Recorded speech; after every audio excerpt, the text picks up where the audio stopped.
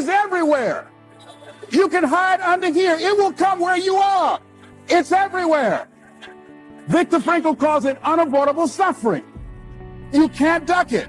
But most people spend their life not wanting to deal with the pain of rejection, the pain of defeat, the pain of being disappointed, the pain of losing, the pain of failure, the pain of being criticized, the pain of not being liked, the pain. That's called life. Life is full of pain. It's everywhere. But guess what? There's no gain without pain. Because it's the pain of regret that you experience. If I had it to do over again, that's a pain. Don't you know that's something? When you know, I was in a seminar once and this lady stood up. If I had my life to live over again, she talked about all of the things that she would do. And you can feel the pain of regret in her voice. The pain of regret. She still experienced pain. She was trying not to experience the pain of defeat, the pain of disappointment, the pain of loss, the pain of lack of support. And she still experienced pain. It was right there. We can't get around it. Most people are governed by their habits, their fears, and the opinions of others. A lot of people never try anything differently because they have been convinced by people in their lives that they value that they can't do it. They're living within the context of the opinions that other people have of them, the low expectations. Many people doubt themselves because when they thought about doing something at some critical point in their lives, somebody they respected and honored, somebody they believed in, somebody that they loved, someone they trusted said, you can't do that. And they accepted that. He says, courage isn't for somebody else, for medals, applause, or moral debts. Courage is what at that moment feels most right for you. Not just situational ethics, but what feels right in your heart, the word of the heart, what feels right in your heart.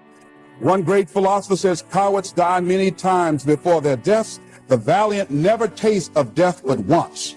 What does that mean? The valiant people aren't afraid? No. It means that they experience that fear and they move forward. They move forward anyhow. Many people are dead now. Many people are allowing their dreams to die. Many people are allowing their ideas to lie dormant and collect dust. Many people have all this talent and ability that they are allowing to be buried inside of them, that they will take with them to their graves because they didn't have the courage to be who they are. And I say, as you begin to look toward the future and manifesting your greatness, it's going to take everything in you, that your life deserves the concentrated effort to begin to look at how is it that I can express more of me? How is it that I can bring my ideas out here now? How is it? And start living with a sense of urgency because you're here today, you're gone today. Life is unpredictable. It's uncertain. There are no guarantees out here at all. So holding back, what are you waiting on? Ask yourself, what's the benefit of your waiting? What's the benefit of your not living your dream? What's the benefit of not listening to yourself? Oh, please, listen to yourself. You know the feelings. If you start listening to the feelings in your heart, and I'm doing it now more every day, I find that my feelings, I can trust them.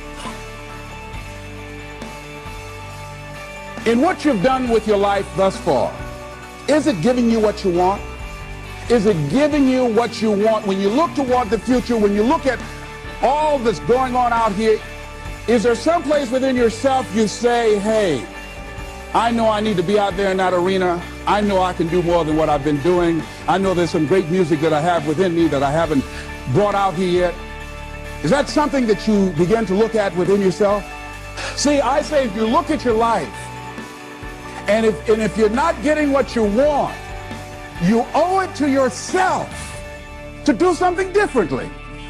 If you're on a job, 85%, they say, of Americans go to jobs that they're unhappy. If you're doing something 8 hours a day, that you don't like, it's not giving you what you want, it's not giving you a strong feeling of satisfaction and fulfillment, you're miserable, you hate to go there, you're depressed just thinking about it, you're saying the "Thank God It's Friday" song every week, if that's what it is, you owe it to yourself to start strategically working to change directions. See, but you know what most people will do? Most people will resist change. Most people will fight change as if change would be worse than what they're experiencing. See, they know this. They're familiar with this. Most people will not challenge the unknown. They won't just step out there. See, there's certain things that's got to be in place. They got to see it all together. And life isn't like that. That's not how you grow. So as you look at your life, you're saying, I'm not getting what I want. As you begin to look toward the future, begin to know that whatever it takes for you to create that, you've got that in you. You've got that. You've got genius in you. You've got goodness in you. You've got creativeness in you. If you decide to take the initiative to change the current quality of your life, I say to you that you will find that the universe is on your side, that life is on your side. Now, will it be turbulent? Yes. Will it be easy? No, no. Will you have some opposition? Yes. Will I make a lot of mistakes? Yes. Will I get hurt? Yes. Yes. See, a lot of people won't try anything different in life because they don't want to get hurt. Let me tell you something. It's too much pain to duck. As you look at your life, ask yourself the question, what would your life be like? What would your life look like if you decided not to care what people thought of you?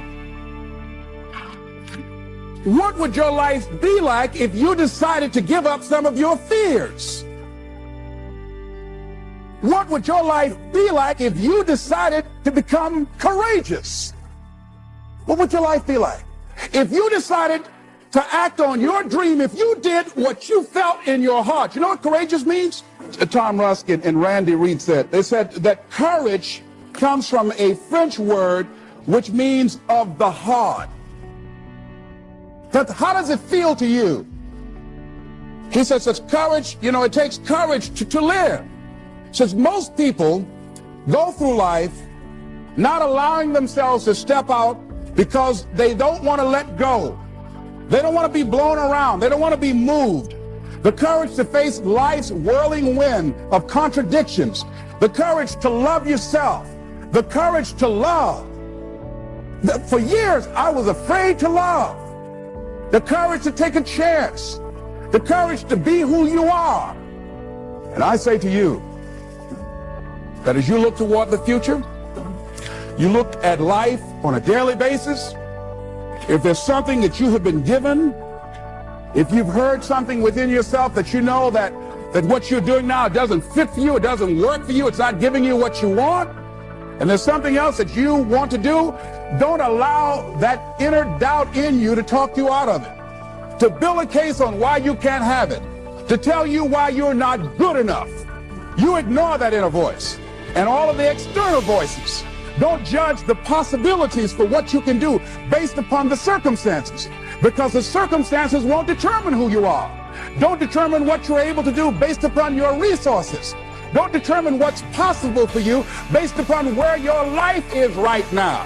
Where your life is right now is not you. That's just what it is right now.